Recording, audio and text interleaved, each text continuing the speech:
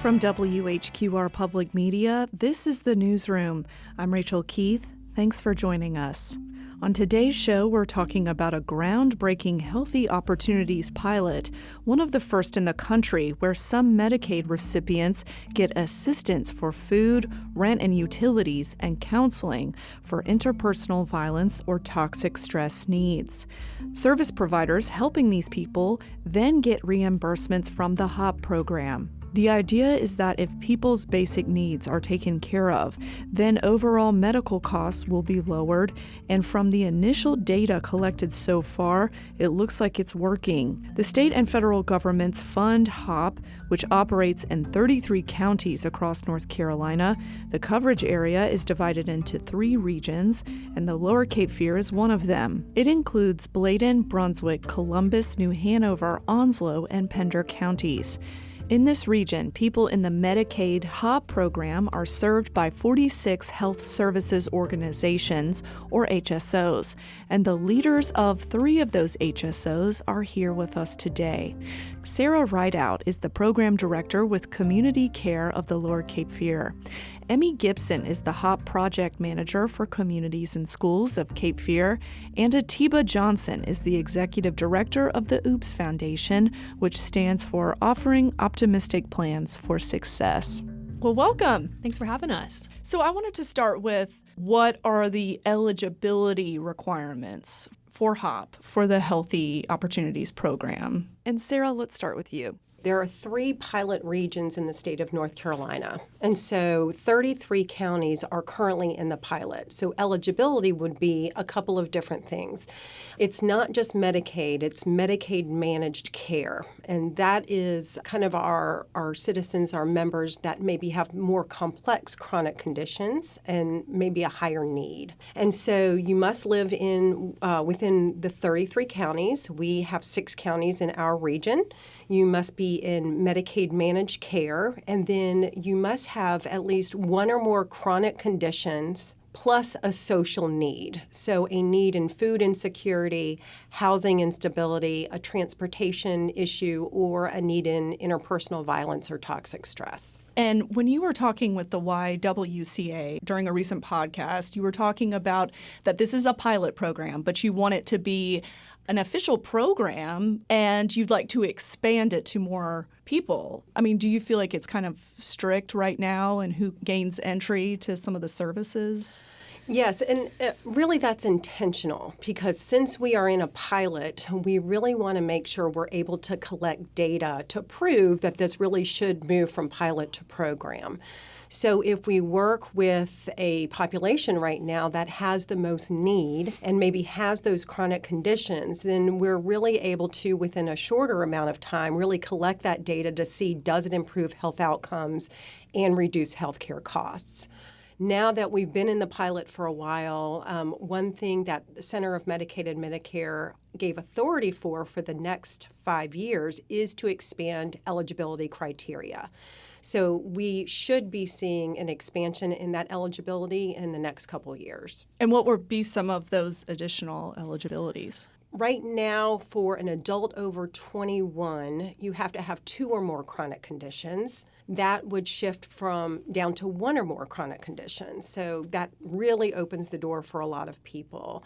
Then we're also going to see the foster care population coming in as that rolls out in North Carolina in the summer. And Atiba, you work with a lot of, students and their families in these 6 counties to access some of these resources that HOP offers. So I generally work with 3 counties, New Hanover, Brunswick, and Pender counties. My program itself, aside from HOPS, we deal with a lot of youth and students. With HOPS, I deal with more adults, believe it or not, or families. So we kind of cover all the bases from education to food insecurities to interpersonal violence, navigating the judicial system, just all kinds of things. And do you get referrals through the larger HOP network? Absolutely. So we definitely get referrals from HOPS, the judicial system, principals, counselors, word of mouth, you name it. We get referrals from everyone. Okay. What's on your caseload right now? How many people can you help? So currently I'm at about 210. Don't let Sarah hit me as far as for food boxes and food insecurities, and that number is growing rapidly. There's a I mean, grocery prices are high. You got a lot of McKinney-Vento students in the school system who families, are homeless. Just access to certain foods and healthy foods is getting tough. So I really believe the program is helping a lot of individuals in that case. Sarah has an outstanding job, but I pity her sometimes because this number grows, and when you have individuals such as Emmy and Sarah that loves to help people, it's tough. You got a homeless population, you got a student population, you got an elderly population, you got all of these things. It's like a melting pot, and you want to reach and help everyone, and sometimes you just can't. And so it's tough. Yeah, because it looks like, historically, do you think that the HOP program, it's about 90% is food service, some of the services that you do? A lot of it is these food boxes. Yes, food is probably the number one contract and kind of non-medical intervention. We also call them services, but food is definitely high on the list. And then after that, I would really say housing is the next. Yes, and I want to get to some of those questions in a minute to follow up, but I wanted to hear from you, Emmy. So Atiba talked about his work with HOP and the clientele that he serves. Could you tell us about who you work with? Yes, absolutely. So yes, we are in the interpersonal violence sector of HOP. And we help members. We always honestly tell them, let us know what you need, and we're going to do it, or we're at least going to try our best. Something I say a lot is, I don't have a magic wand, but I'll try my best. So we will sit with members in court. We will connect them to therapy. We will be the shoulder to cry on. We'll be the person to laugh with. We will help get you to maybe a job interview, help you with prepping for that job interview. We help find childcare support. Truly a myriad of things. Just let us know what you need. I've got a small, mighty team with me, 3 other individuals that are doing the case management, and I couldn't do without them. Yeah. To have them. So most of your referrals, they come from the school districts. Is that correct? A lot of them do, and that is what kind of our bread and butter is with communities and schools of Cape Fear. We have what we call student support specialists that serve various schools in New Hanover and Pender County. A lot of the work that we are doing, though, within HOP is more community-based. So we are, similar to what Atiba said, working a lot more with adults within HOP. But we know if we are able to pour into adults, then they're able to pour into their children.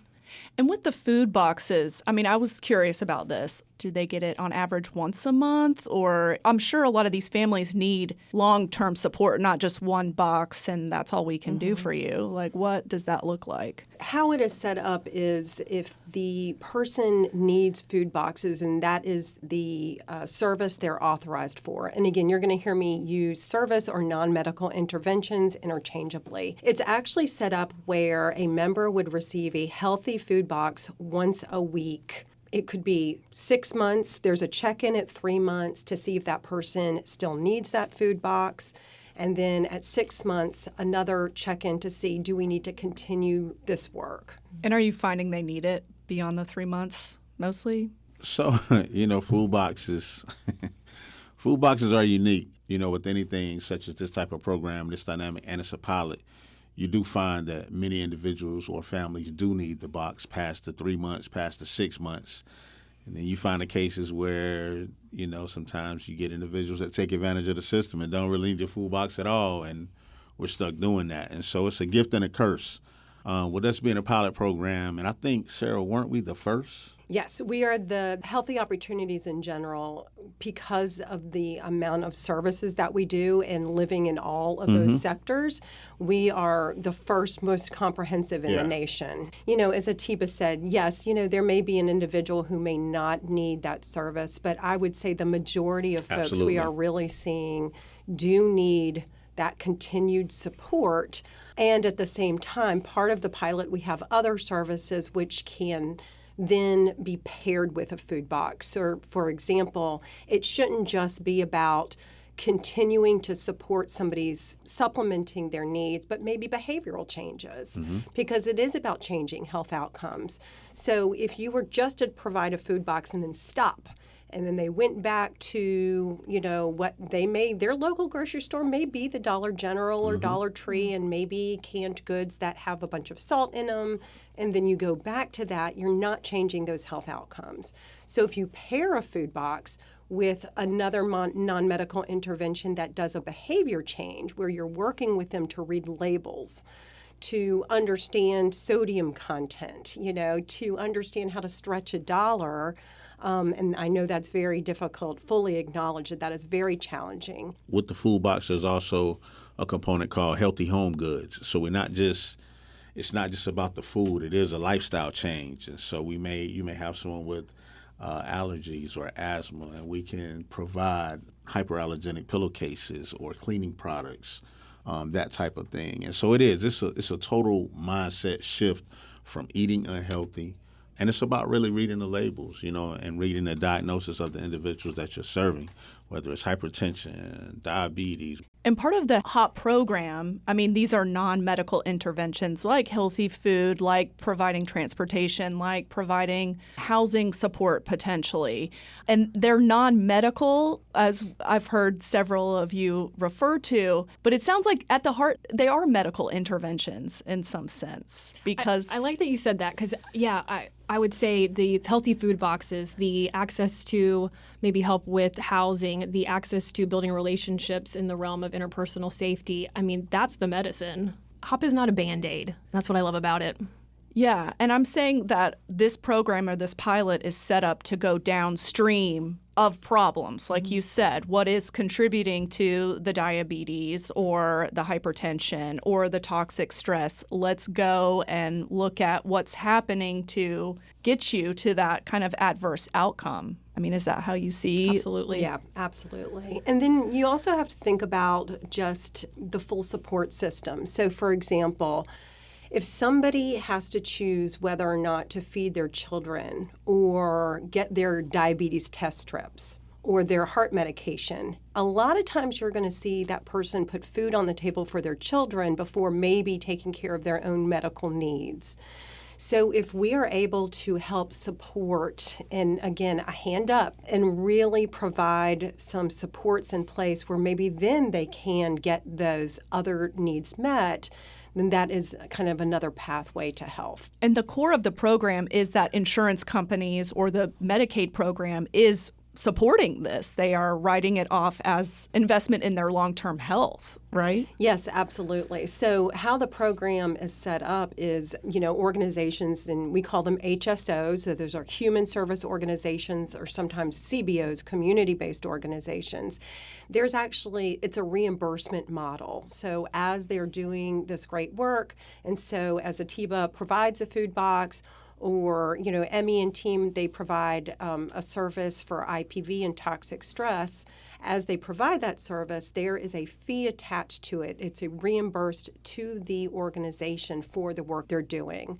So that's another part of the pilot to figure out, what are those reimbursements? Do they make sense? Do they need to be tweaked?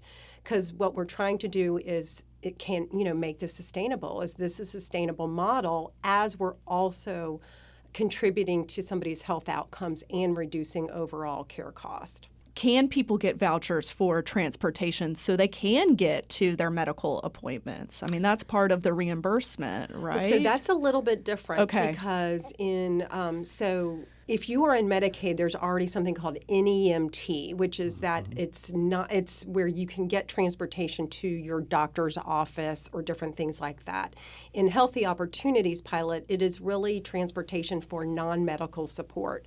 So for example, if you needed transportation to a job interview, and you think about that, right? So if you can get to that job interview, then you can get the job, and then you have a salary, and then you may have insurance, right? And if you're in a rural community and you can't get to your grocery store, or you can't get to your child's, a parent-teacher conference, there's an opportunity to get you to those places. Yeah, and I'm hearing that New Hanover has a better system. Is that what you're hearing from your clients for wave transit? But like Pender County doesn't have something like that. What transportation for public do we have? Pender County has two different separate services. I think one of them is Adrian's, and then they have another. They don't have a wave transit, so they don't have a bus or anything, but they do have a couple smaller companies that provide the same transportation that a wave transit will provide in Pender County. The difficulty with Pender County as well as Brunswick is those counties are humongous. Mm-hmm. So you're literally talking about crossing the bridge from Brunswick County going all the way to Myrtle Beach. And then for Pender County, you're talking literally crossing right over the bridge, and you can go up to Onslow County, or you're going, like, they're so massive, and it's hard to get to some of those places because it's rural areas. And yeah, the infrastructure isn't quite there yet. Right. Okay. Well, we're going to take a quick break. Thank you so much. We'll be back. You're listening to The Newsroom.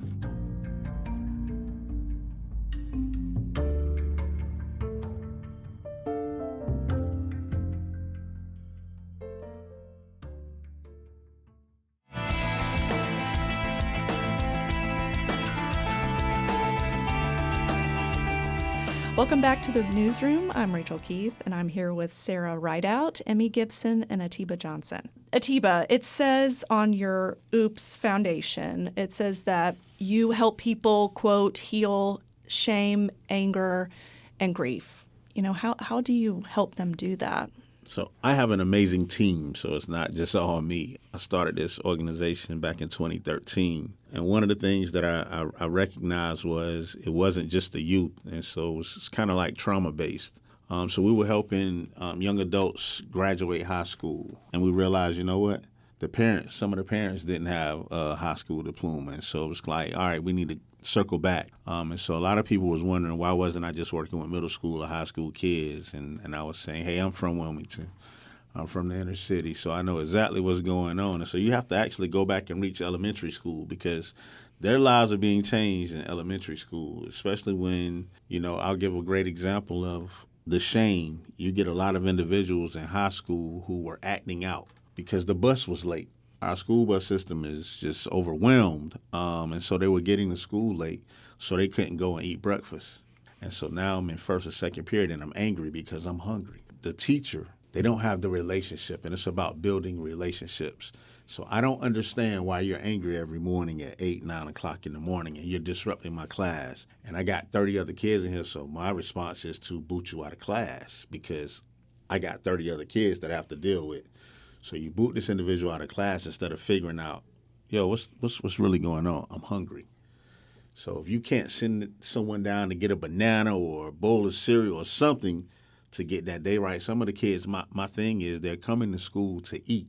If we get them to school, we're winning, because some kids don't even want to come to school. But if they're going to school, this is one reason they're coming. All right, we're going to get them to eat, and now we can deal with the education piece. But it's difficult because we have a new generation of kids, and nobody wants to believe. They're tech savvy. They are incredibly smart. They learn quicker than we did when we were coming up. But it's relatability. So teachers talk a lot, and kids hear everything. They ear hustle. So we have to figure out how to make everyone more relatable instead of pointing a finger or just a reaction. Sometimes it's relatability. I understand where you're coming from. Hey, you come see me when you get off the bus. I'm going to have something here to the side for you. I need you to go and make sure you don't disrupt this class.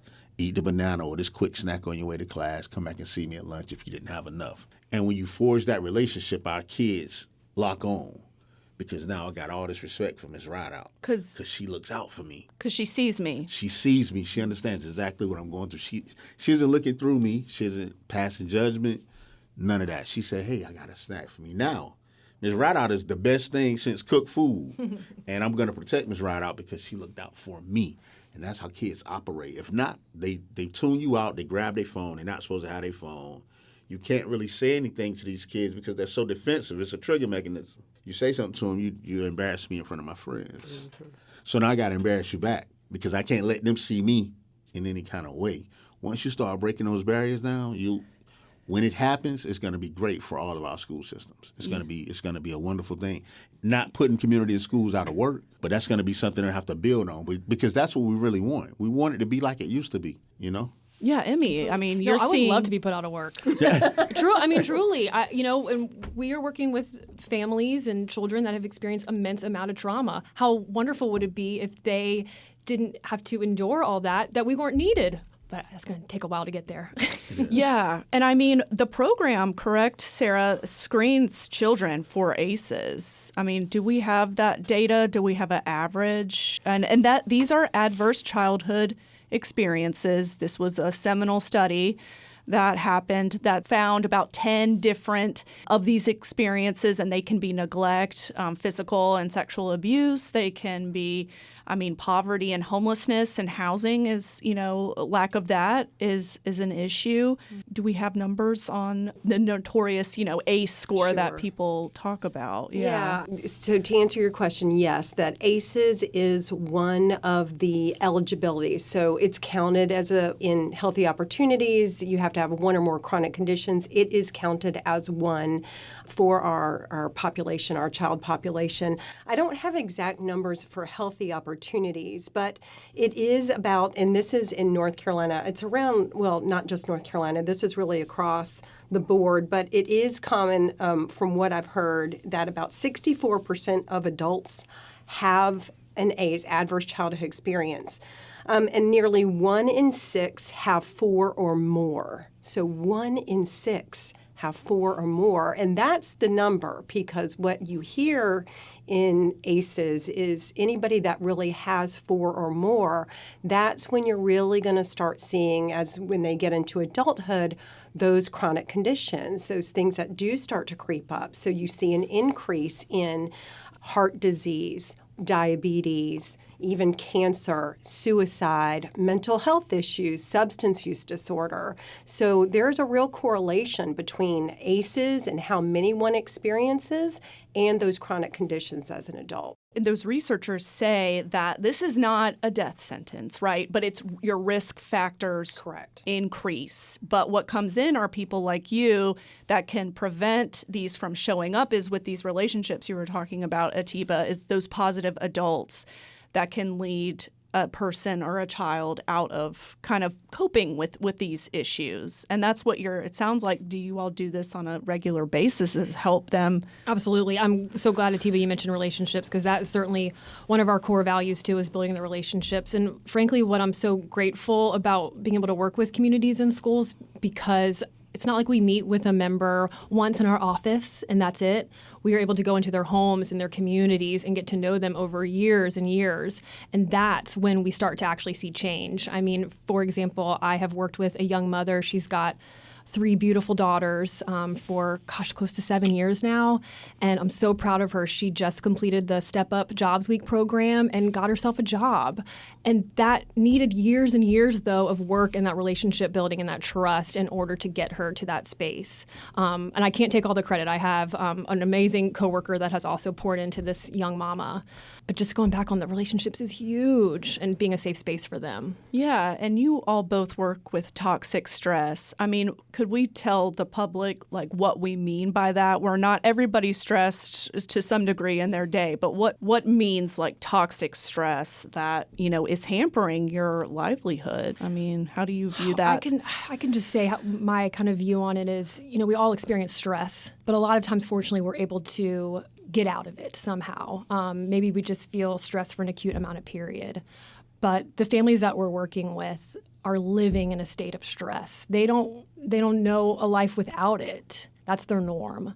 So it's really an honor to be able to work with a program that recognizes that shouldn't be the norm, and how can we get them in a place where they're not constantly feeling like they're stressed and just being hit by a bus again and again and again. Yeah, because if you really think about it, if there is a child who is experiencing toxic stress, they are homeless living in their car, they don't have enough food to eat, that's shifting their brain development, right? That is shifting their stress response and how they respond to the world. It can affect their immune system. So really, there's a lot that can happen at that young age. Yeah, I would say, just to dig a little deeper, you have some cases where you're living in a community that, you have gunshots at night, or you've seen someone shot or beat up or stabbed or arrested on a regular basis. Maybe you are homeless and you don't have access to a washing machine, so your clothes aren't clean. And so now kids are picking on me because my clothes are dirty. So it's multi-layered when you start talking about toxic stress, and then you also have to look at the generational part. So maybe not only am I in it, my mom grew up in it, my mom's mom grew up in it, and it's generational, and it's a comfortability. So even though I'm growing up in this environment, this is home. This is what I'm used to, and it's sad that we have some kids now that are immune to just the gunshots or the killings or the sirens or whatever. And again, the relationship. If my only interaction with the policeman is when they're coming to lock somebody up in my family or one of my friends, that's a negative connotation. So I really don't have a good relationship with the police. If I don't have a good relationship with police, I don't have a good relationship with authority, because if I'm in a single-parent home, maybe my mom is working all the time, and so maybe it's up to me to fend for myself or my family. So you have to, it's deeper. It's a lot deeper, and this isn't a color barrier thing. This is everybody within the whole county. Because if you look at the spectrum of New Hanover County, it's about equal as far as this poverty thing is going on. So this pilot program is somewhat an economic solution to all of these larger societal problems. I mean, you are paying for people to get food, and you can write that off for the reimbursement, right? And that support for rental assistance, or helping them remove mold in their homes, or helping them get transportation to that job. I mean, in the public discourse, your life is a result of your choices. But on your HOP website, it says 80% of a person's health is determined by social and environmental factors. Right. I mean, could we unpack some of these issues? I mean, is at the heart of it just not having enough and talking about economic factors, like making sure that I can hold down a job, but that means I need to have housing first? Right, exactly. And like I said, I mean, there's choices, right? So if you don't have enough, and I think Atiba said it best, we see a lot of generational, it just over and over again. And what Healthy Opportunities can do is it can break some of those generational cycles. So again, if somebody has the opportunity to get into a safe and affordable house, and they just need that hand up, right? They just need that first month's rent and security deposit. And then maybe if they move in, they're like, okay, I can afford rent, but I don't have a bed for my child to sleep in, and then we can help with that space. All of those, again, hand ups put somebody in a place where they can have better outcomes in their life. And same thing, again, with the generational, we see folks that maybe live in the same home. There's a lot of generational home around here, and we have hurricanes, and we have flooding, and we have mold, and we have all of these things. But if you can go in and you can remediate that mold, and you can make that home a safer place to live, then again, you're changing the outcome of not just that person, but the whole family. And I hear you use the term hand up instead of a hand out. Correct. Is what I'm hearing. Right. So why use that? Because a hand up is really just that, where you are giving somebody a couple of things in their set of tools, right, to really help support. But it's not forever, right? You're not giving something forever and ever and ever where they become dependent on that. It is really, let's set you up for success. Let's give you that food box, and then let's see if we can get you into another service where there's workforce development and trying to get into a program to find a job or a certification, or shift your behavior and how you look at food, and then you're in another service where you're reading those labels and learning how to work within the current budget that you have. So it's really about helping people get them on their feet, but also making some changes behaviorally to help sustain that route. But Emmy, with your example of your family, I mean, that took a long time to change. I mean, this is long term. This is not, I'm going to make life changes in a couple months. Right. Unless, Atiba, do you see that? Well, or I was going to say, yeah. too, like what Atiba was saying is, we're working with generations here. So, of course, we're not going to be able to fix something. And I want to put quotations around fix, but we're not going to be able to fix something in a few months. So it makes sense that it took a few years to get to a place where this mom was in a position to be able to secure employment. So two things. Terminology matters. So yes, Sarah, it's a hand up, not a handout. So we speak into what we want to see happen. So when I'm dealing with a young person in a school system, I don't work for New Hanover County Schools. So see, my relatability is different because they look at me as I'm from the hood.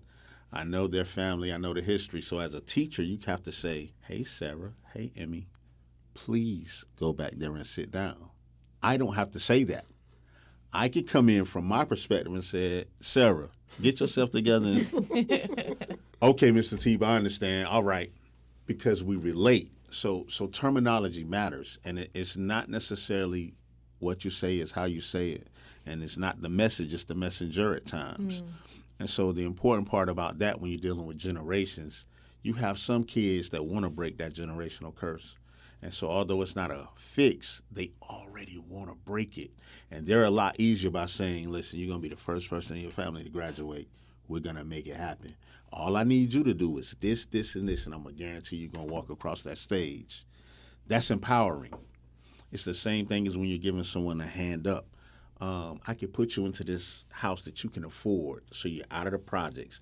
You're here. And that empowers them. It gives them a sense of pride of something that they didn't think that they can accomplish. But wow, this program helped me get here, and I got to take care of it, and I got to do my best to do this. Now, I may need other assistance, but I got to start right here. So now I have to build on that.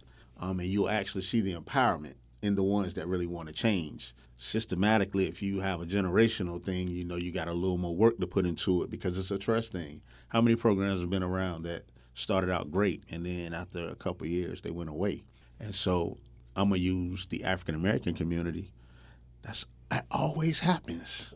And so you kind of get tired of it, or you feel like, yo, this is going to be the same thing again. They're going to provide me this, and then boof, they're gone again. But when you're dealing with trauma, and I trust Emmy, and I'm pouring my heart out to Emmy, and we're working together, and it's great, and all of a sudden Emmy gets fired.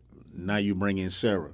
I don't know Sarah, and I can't give Sarah my deepest, darkest secrets because she's not Emmy. And we expect young adults to bounce back and trust when constantly over and over and over again they've been let down.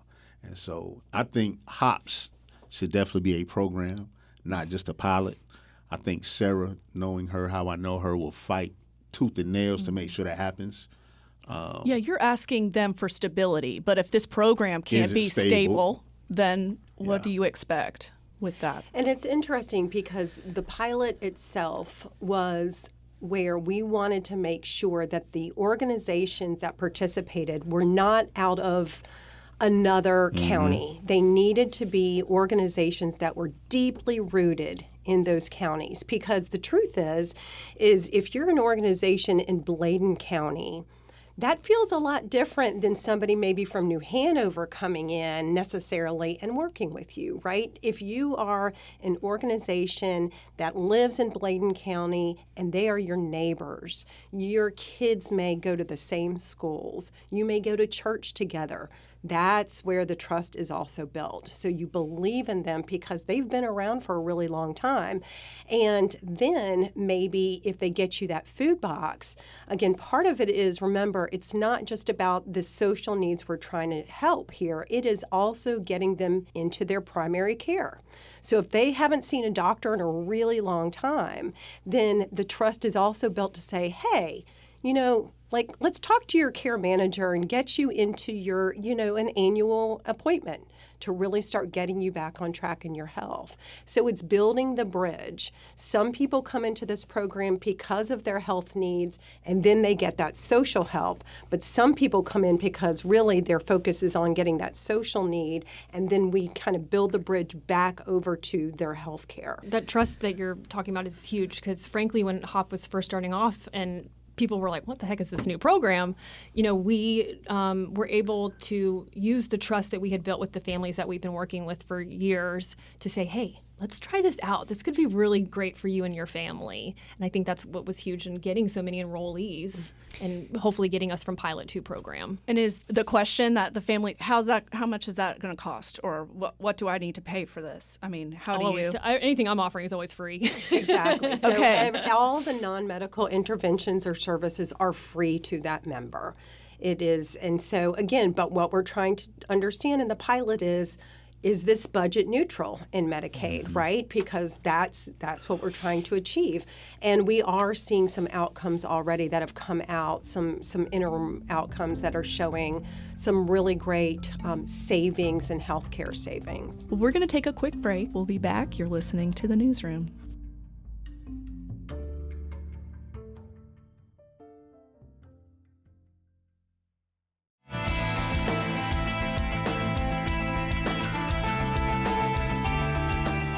Welcome back to the newsroom. I'm Rachel Keith, and I'm here with Sarah Rideout, Emmy Gibson, and Atiba Johnson.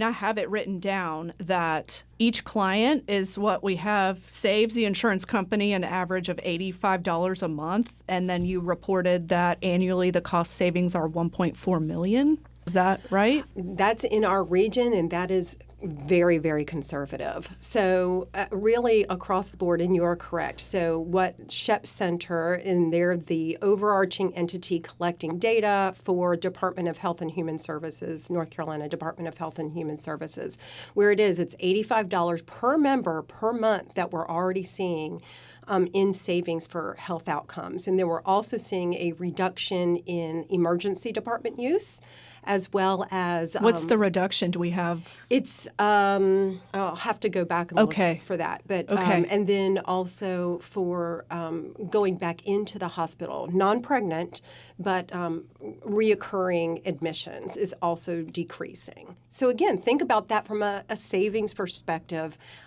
Somebody going into the hospital or somebody going into the emergency room, the cost associated with that. And so if we're reducing that as well, that's huge. Well, and what's not being noted at this point, too, when it comes to savings is you might have one person in a family that's in the HOP program, but the rest of the family tends to benefit as well. So we don't have the numbers yet on the savings that the rest of the family, might have because they're not visiting the hospital maybe as much as they previously were before their mother got into HOP, for example. Right, and that mold got remediated for the whole family, exactly. Right? Or maybe the food box, there was enough in the food box to help supplement other people in the family. So I agree. And then, I always think about, too, the risk reduction. So, for example, if somebody gets grab bars put in their home, right, so in their bathrooms, and then you've now reduced a fall or a slip or something like that, then that ambulance does not have to go out to that home, right? And so that ambulance now can be used for something that is more emergent in our community. Yeah, and I apologize sometimes to our listeners and to the public, but I mean, it is the truth that some people are saying help people who are impoverished or help people who need support. But some people would say, again, with the hand up versus the hand out, but you're also making the economic case for people who are nervous about these handouts or hand ups, right, that they would characterize, that it is saving money in the long term. Right. So I hate to say that about the money savings, but there are some politicians that would have to approve this extension of funding, and you'd have to make the case, the savings case for them to invest in this. Yeah, absolutely. And think about community impact as well. So a lot of our people that are HSOs that work with food boxes or fruit and vegetable prescription are using local farmers, right? Or anybody that is building a ramp on a home, they are going to their local community business to get those materials. Or, staffing for Healthy Opportunities Pilot. They're hiring in Bladen County and Onslow County and New Hanover. So we're talking about job creation. Yeah, it said that this has created 250 jobs last year. And that was last year. And we've increased. Yeah. So I'll even take it a step further when you're talking about savings. So if you look at a family, a small family, and that typically wouldn't have food, and so now they're going out to rob and steal or whatever. And so now you got a food box coming in their house. So now they typically won't do that. So it costs about $125 a day to incarcerate someone. And so if they're getting a food box every week, now I may drop that. I mean, we long shot, but let's look at how many people don't have to go out there and do anything illegal now to put some food on the table because it's a box coming. So if I have an individual in my program that I'm helping navigate the judicial system, or you're going to sit in court with them, we've broken one thing. Hey, you don't have to go out here and do this. You're already getting this. Now I need your focus to be on maybe either jobs or education.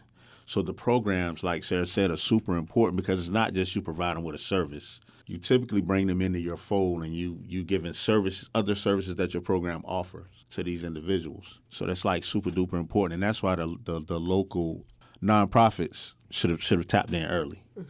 I can't help but say too, what I didn't anticipate when joining HOP is so many nonprofits, we say that we work in silos. We're working in silos. That's a big term that we've been using. Yeah. But done those Being interviews. in HOP, though, it really has strengthened our relationship so much with other nonprofits. And therefore, then, it's strengthening the support we can provide our members. Yeah, because you can tap into other places. Absolutely. And I wanted to go back to the housing because, I mean, is your understanding of the research that housing first and then other things fall into place, like jobs and going to school and, healthy outcomes, but you can't do that necessarily without that housing first. And so how important that is. And it sounds like is HOP, you said some people are taking advantage of, the security deposit in the first month. Do you have some? Yes, that's one particular service. So security deposit, first month's rent, if somebody falls behind with their utilities. So again, think about that, right? So somebody falls behind and their utilities are about to be turned off. So we could step in and provide support to get that person where it never gets turned off. And then they can, move forward, or it gets turned off, then there's a fee attached to it. Then maybe their electricity goes off and all the food that they do have in their fridge now has gone bad, or their diabetes medication that is in the fridge now is gone, right? So if we can step in to provide that support instead, then you really are, these little things that add up don't end up happening for that individual. It's really hard. You all are doing the work, right? But is the need so great? I mean, we've filled a lot of gaps, but do we know who we're serving versus who we can't serve and we need to? Do we? Yeah, and I think that is a tough thing. Again, we're in a pilot, and I do say this to my team, and this is very, very hard because there's a lot of passion from people that work in human service organizations and nonprofits. You want to help everybody. You want to do everything you can, but we do have to understand that not all services make sense. So, for example, if somebody says, I want to move into this place, this home, and we have to say, okay, but do you have any income coming in? Because if they have no income coming in, then that person is going to get first month's rent and security deposit, and then potentially 2 months down the road, they're going to be evicted. And so that does nobody any good. So what we can do is in housing navigation is you got to have that constructive conversation with the member and say, okay, I know you want this, but we're not there yet. We got to meet you where you are. And maybe where you are right now is we do look at Section 8 housing, or we do look at, another place that makes more sense, or in your current space, can we make that more safe for you to live in that current place instead? Or can we provide other supports? So there is a great housing need, but we do have to be really smart about how we can support an individual because the goal is sustainability. And where is the housing? In downtown Wilmington or rural areas? Where is it that you send people? So it's really, again, it's the relationships. I mean, it really is. So our housing navigators that work with the different nonprofits and HSOs, they already have relationships because they've probably been in housing and doing, housing navigation for a long time. And so they've got those relationships in the communities with landlords, and so they have those connections already in place. So there isn't actually like housing attached to HOP. It is our organizations that are already really amazing at the work that they're doing. But you said for those first couple months, and they take that, you have some numbers, right? And then potentially, staying in that long term, if they can just get that. If they can just get that, yeah, we're really excited. We are in very early stages, and this is just locally in our 6-county region, of collecting data to see if we provide the first month's rent security deposit and that navigation piece where a member works with their case manager, they actually have a budget. They work through a budget and a sustainability plan. Maybe they receive, a deposit to get their power turned on. So what we're doing is calling those members and checking back in with members from the very first year, a couple years back, and then up to now to see, Are you still in that home? Have we made a difference? And again, these are very, very initial findings. However, what we are seeing is very, very great impact. So we are seeing that the majority of people we've spoken with are still in those homes. That's huge. And Atiba made a really good point. It's affordable housing, right? So we don't ever want to put somebody in a place where their income or what they've got coming in isn't able to sustain that home moving forward. And again, those are constructive conversations that we have with the members. What do you see on the housing front with your clientele, Atiba? Man, it's about the same everywhere. That answer should be across the board. Right now, it's just economical. It's tough. People losing jobs. It's tougher to get jobs. Housing market here is just high at the moment. But again, you got to know where you are. So we are in a retirement town. We're at the beach. It's beautiful. I love my city. It's just got to have some changes here and there. Yeah. Anything on your clients? We are really grateful for any of the apartment complexes that are open to accepting HOP for first month's rent deposit. If you work with an apartment complex and you want to learn more, we'd love to work with you. Yeah. There's certainly some housing units that are maybe a little concerned or maybe have some prejudgment about working with HOP, but we have found some really great ones. And I'm fearful to share any. Yeah. But once again, that's where the relationships come in, Yeah. So they're out there, but it takes some work, and that's why we do need the housing navigation piece to help members find the appropriate housing for them and their families. And these HOP caseworkers, is it hard for them to work with people who qualify over a year or two, and is it consistent, or is it like a once a month meeting? How is that process? Because again, a lot of these people who are in need a lot of that intensive navigation that you're talking about. Right. No, we've seen a lot of changes up at the state level about things that network leads have really tried to change and shift. And so, again, one of those things was income verification, right? It's really understanding, could this member even afford to be in this particular unit? I was just going to say I appreciate the bit of autonomy that we do have with working with our members, that there is the recognition that we are the experts with the families that we have built relationships with. So some of them we're talking to every single day, right. Some of them once a week, some of them once a month, and maybe one month we only talk to them twice, and the next month we're talking to them every day because the need varies so much. So I really appreciate that we can be flexible in that way to meet the needs of our families. Right, and we have some guidelines. So, for example, we have local guidelines where we say, okay, 4 touches a month. But what does that mean? So it could be where you're reaching out to that member, you're building that sustainability plan, looking at their budget, really determining what they can afford and be sustainable. And then maybe the next touch is that, Emmy is calling Duke Power to get something set up. And that is hours on the phone for Emmy to help support that member. So 4 touches a month may not necessarily be always with the member. Well said. It could be behind the scenes doing a lot of that support work. Definitely. Or, speaking to other nonprofits within HOP about a member, making sure that they're getting all the supports that they need. Mm-hmm. Absolutely. And one thing in HOP, again, it is about sustainability. And it is, can a member sustain in that housing long term? Can we break the cycles where then they sustain better health outcomes for the future?